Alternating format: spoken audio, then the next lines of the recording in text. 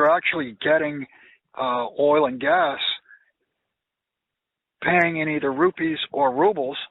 That is on a discounted basis, but the bottom line is Russia is, if you want to call it fracturing the dollar, that's what they're doing.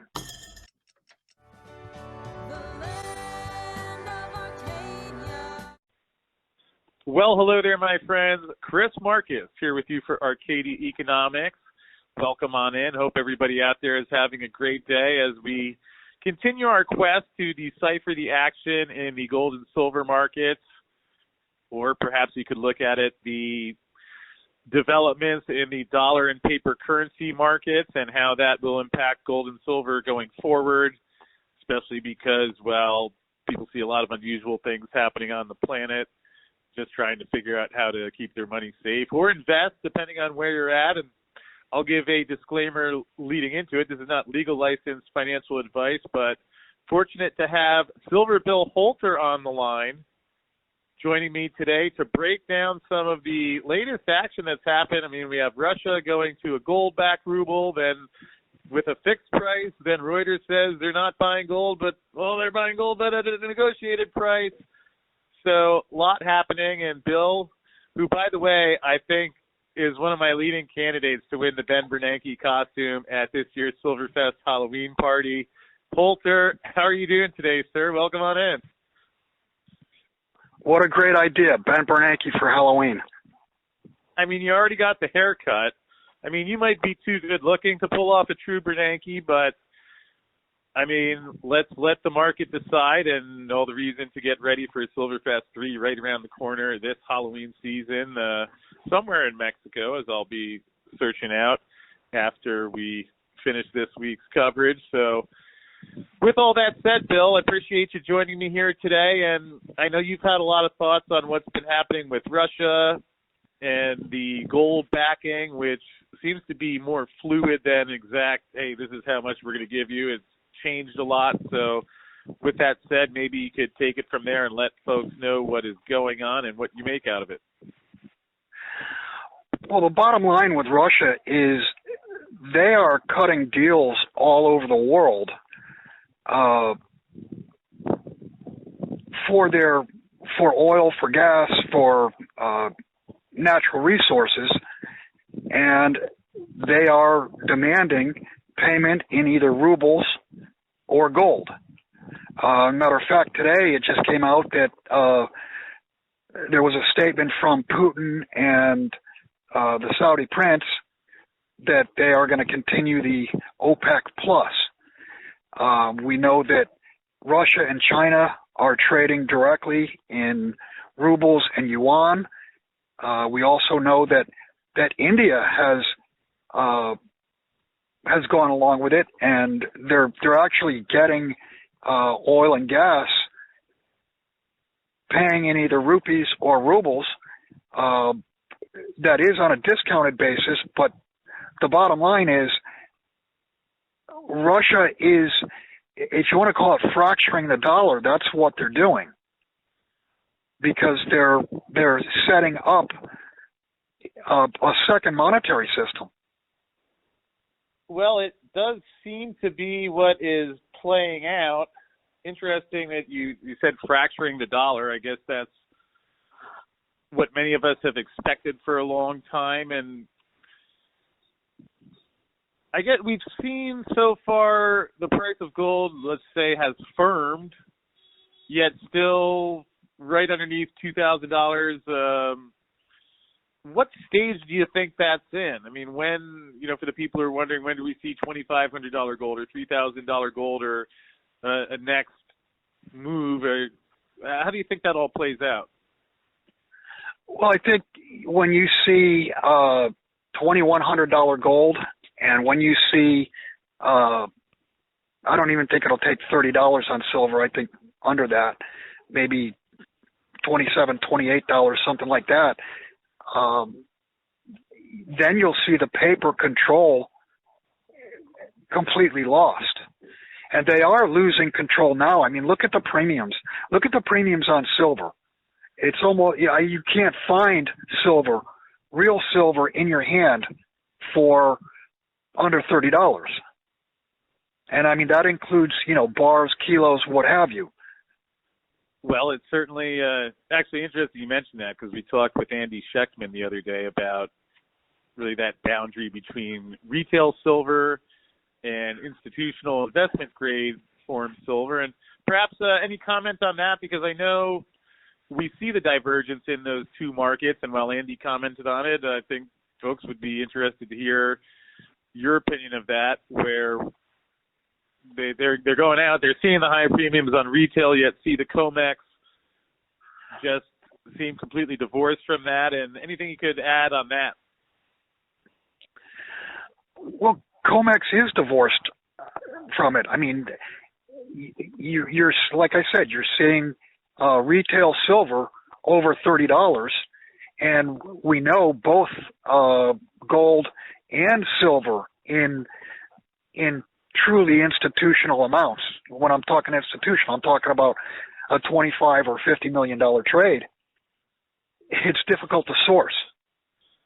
Yeah, and along those lines, Bill, you and I have talked about this offline. It's something I've been doing, when I'm not doing the show, is figuring out ways, all right, well, if there's this growing spread, and if the COMEX actually has any physical delivery mechanism, I mean, I've been looking into ways between me and the people I know taking bars and, assembling our own chain, whether, outsourcing parts, but getting physical products at lower premiums that people can buy. But I wonder, all right, it's one thing that I'm thinking about, and, maybe a year from now we have that all in place, hopefully sooner, but are there other larger groups that are already existing in that chain doing that? Because, again, it seems like there's that arb on the board right now that as the spread grows wider, and at least from my financial background, if you were saying what would be an indication of stress in the silver market, I would think seeing a blowing out of the physical to paper spread, which maybe we haven't seen it officially blow out yet, but certainly is wide. Do you think that's something that's happening on a bigger level where people are starting to arb that yet, or what's going on behind the scenes there? Yeah, I do think that the process has started where people are trying to arb it, but you have to understand that the demand is so great. I mean, you could create 250,000 ounces, fabricate that into whatever round or what have you, and it'll get chewed up right away. I mean, the flow is just unbelievable. The volume is unbelievable. Yeah, and I know you do brokerage for Miles Franklin as well. What are people saying when they call? Are they asking what you think, or is it just, hey, I want silver? No. What are the people actually saying when they're placing orders, or they're talking about that? I'm talking to people on a daily basis now, new people. They contact me. They tell me, I want gold, I want silver, and I want to pay today. And the motivation is they want their money out of a bank account. They want to get out of the system. They want it in their hand. So there's a definite, and this is a change from, say, 6 or 8 months ago. There is a definite urgency for people to exit the financial system, whether it be monies with a bank or a broker or an insurance company. It doesn't matter. I've seen all of it. And I mean, it's the number one, as far as I can see personally, it's the number one trend where people are that have never bought gold, never bought silver before. They don't, and obviously I've got to explain to them the different products, but that's not foremost in their mind. What's foremost in their mind is getting out. I think that's quite well said, Bill. Especially for me, I was learning about gold and silver while I was trading options, 13 years ago. And when I looked at the math and the approach I was coming from, certainly in seeing, wait a second, with what's going on with the money printing and what will have to go on going forward, all right, the price of silver is going to go up. And, I guess so far, I guess it depends when you measure from, whether it has gone up or not. But that was what led me into it, whereas, fast forward 13 years later back to now, I find out, okay, there is actually the government's price fixing it. And I don't know how long that goes on for, but after seeing what we saw in Canada earlier this year, what we're seeing with the Biden administration sanctioning anyone who says anything basically at this point, and it's really been thinking about that a lot lately, where, okay, maybe the price cap goes on for a while, but now that other benefit of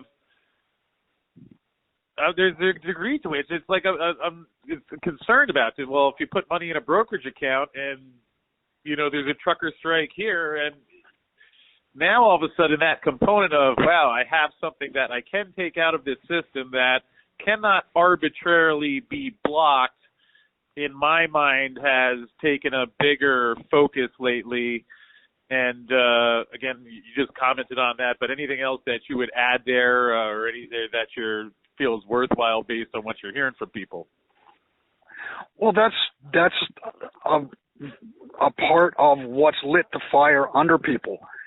They see, they saw what happened in Canada, and they're hearing about central bank digital currencies coming.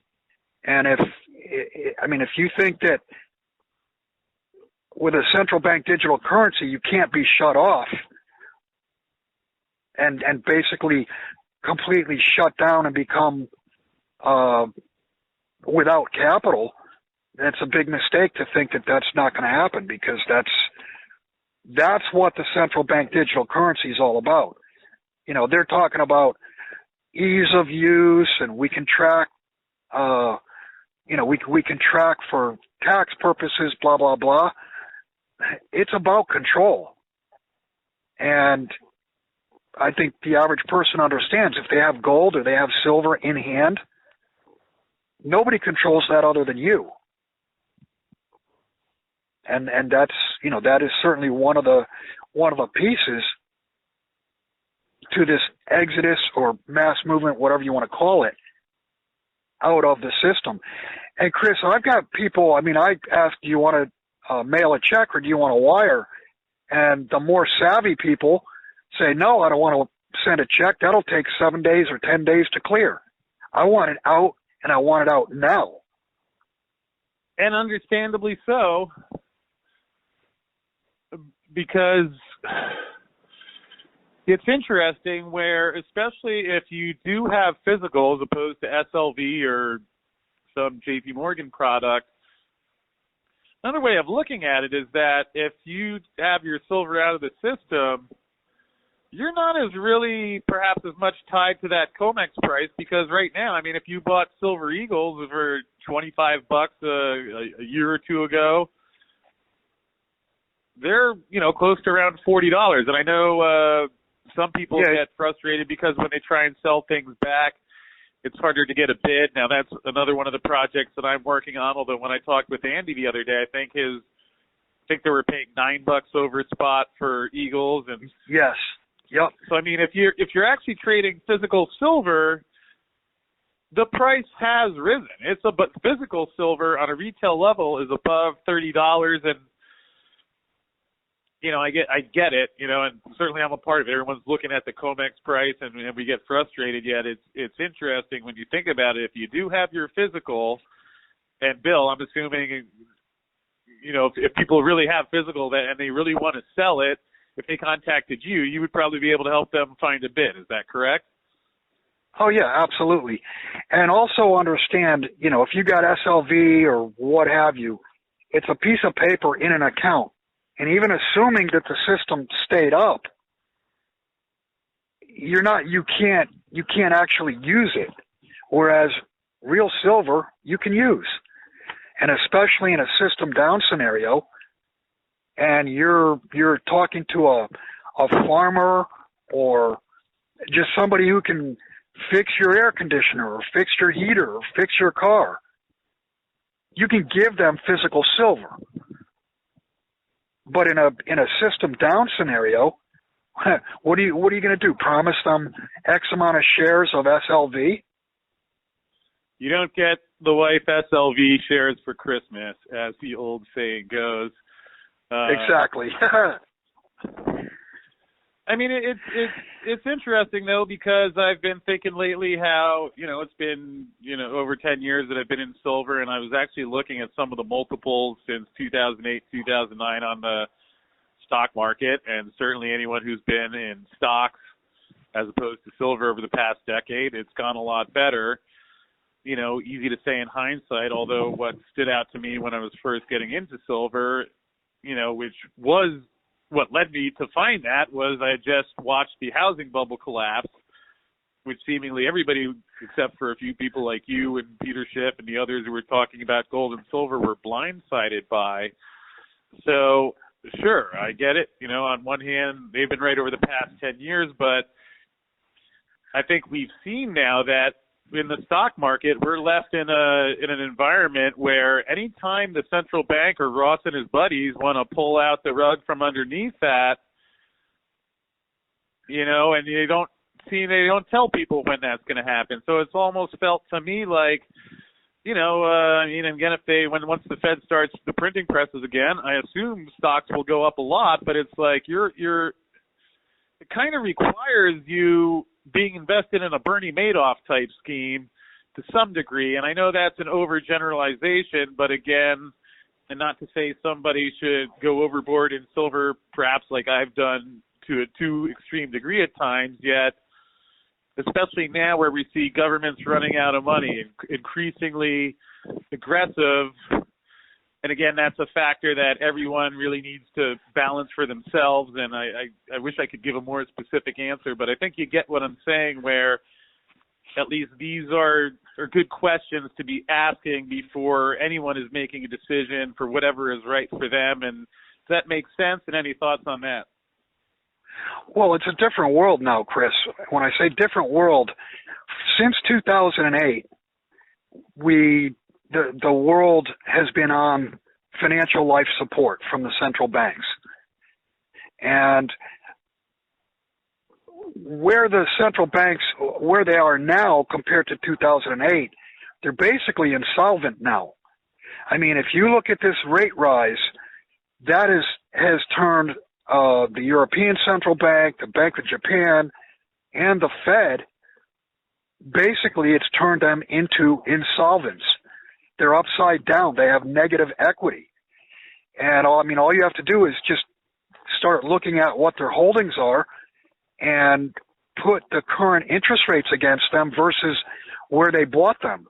I mean, you've got a 10-year treasury now sniffing at 10%. I'm sorry, at 3%. You get interest rates, even if they don't go much higher from here, this bubble is about ready to pop. And if you look at, mortgage rates have gone from what, 2 3/4, and now they're 5 1/4.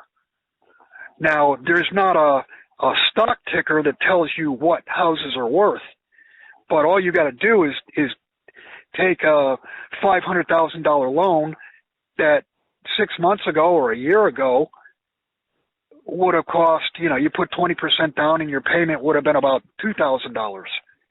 Now your payment's over $3,000.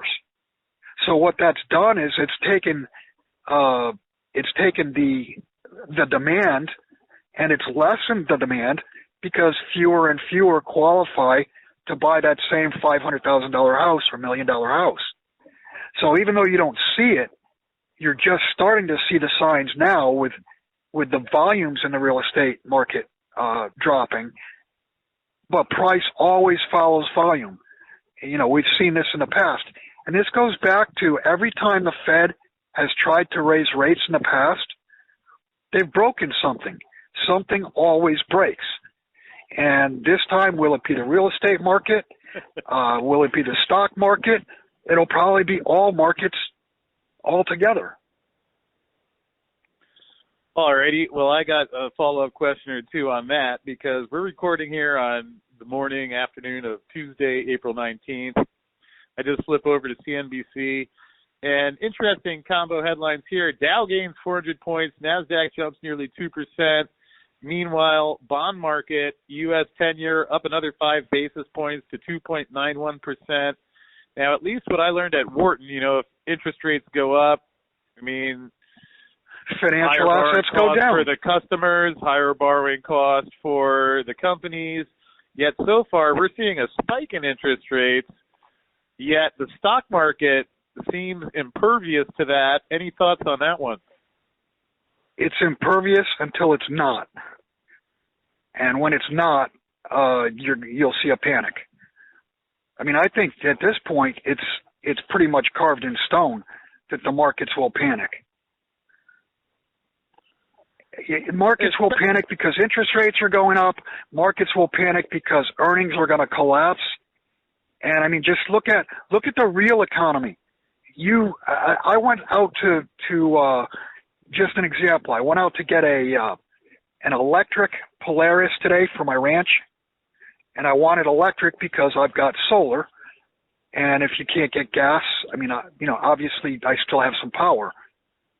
It'll be 2 to 3 months before I get this thing.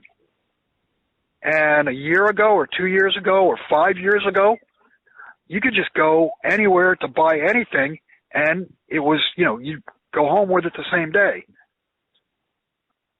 So these supply chain issues are also a big problem. And Chris, I want to mention to you from a timeliness basis, I sent you three charts on silver. And if you look at the three of them, you can post those if you want. You can do them as a direct link from JS Mineset. Even with today's manipulated pullback, short term, the silver market has, the MACDs have crossed over to the upside, giving you a short term buy signal, and we were already on a longer term, a weekly and monthly buy signal. So, and Bill, if you could post those. I will post those, just if you can define MACD for someone who may not be familiar with that term. Oh, that's the two lines at the bottom of the chart.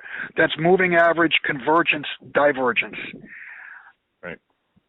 And that's more sensitive than like the 50-day and 200-day. But matter of fact, just a couple weeks back, the 50-day moving average crossed over to the upside of the 200-day moving average, and that's known as the golden cross.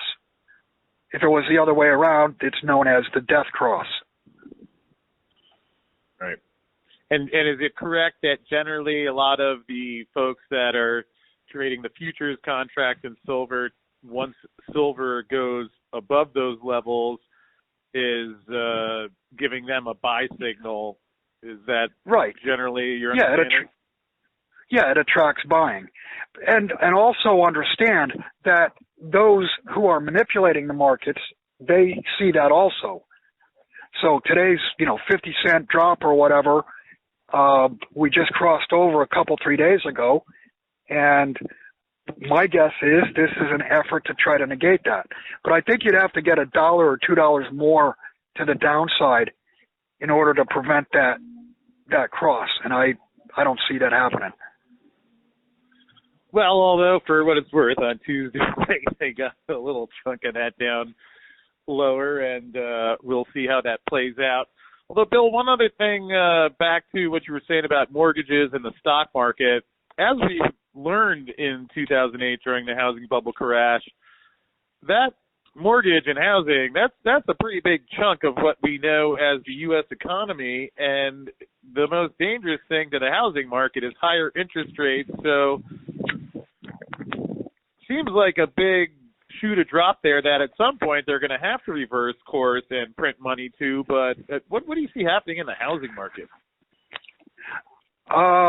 Actually, that's one of my forecasts for this year, that before the year's out, the Fed will be in easing mode again. QE to infinity means infinity. They're going to have to quantitative ease, in other words, provide the money, the capital, whatever, to expand money supply and expand debt. You cannot shut any Ponzi scheme off to new money. And that's what QT or tightening is. It would be shutting or slowing new money coming in. And they cannot allow that because you're looking at a bloated debt monster that requires new cash, new debt, day after day after day. And like I said, the Fed, history shows the Fed, since 1982, every time they've tightened, they've broken something. Well, that is the pattern. And again, I would point out. Chris, yep. This time I think what they're going to break is the entire system. 1987, it was stocks. Then 90, 91, 92, it was real estate. Then 98, you had emerging market debt. Then 2000 was the dot-com bubble. And obviously 2007, 2008, it blew up stocks, it blew up real estate. But understand that the debt levels all along were far lower than they are now. This is the most leveraged the system has ever been in throughout all of history. And higher rates is going to blow the debt bubble to pieces. Yeah, you would think so.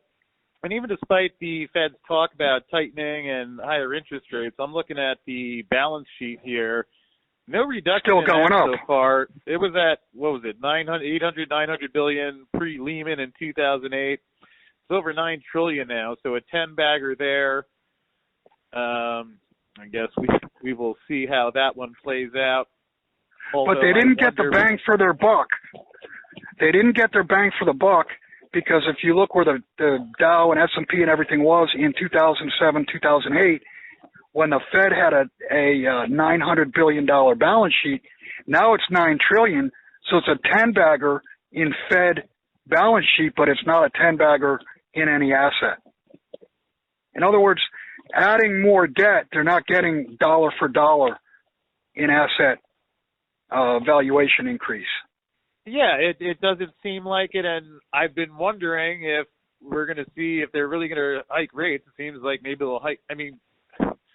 If they're really going to do 200 basis points over the next 6 Fed meetings, as Wall Street is saying is what's currently priced in. Not possible.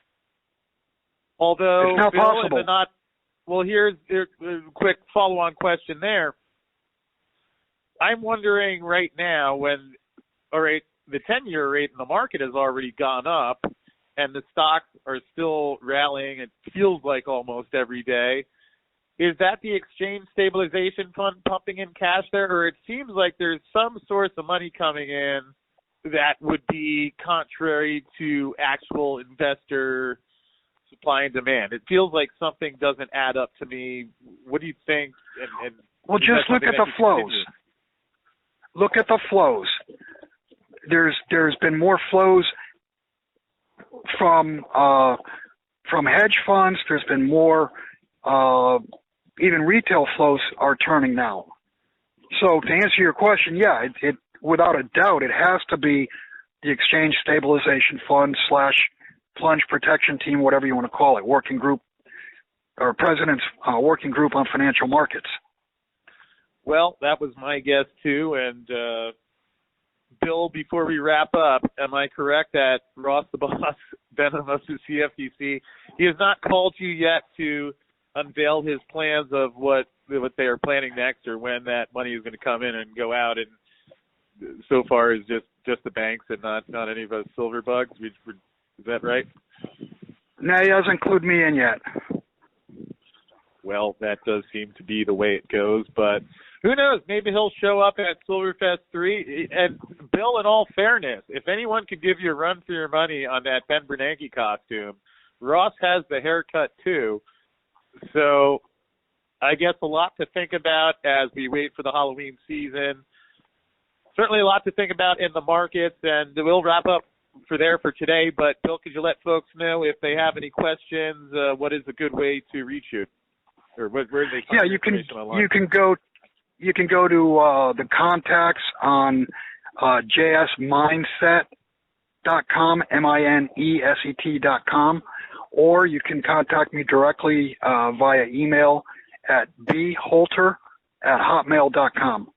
All righty. Well, Bill, I sure appreciate that. Thanks for making some time to check in today. It's a confusing environment out there, but hopefully this cleared things up, makes it a little easier to digest and understand for folks. And hope you're out there. Have a great day. Appreciate all that you stand for and your friendship and the insight and knowledge, and we'll look forward to doing this again soon. Sounds good.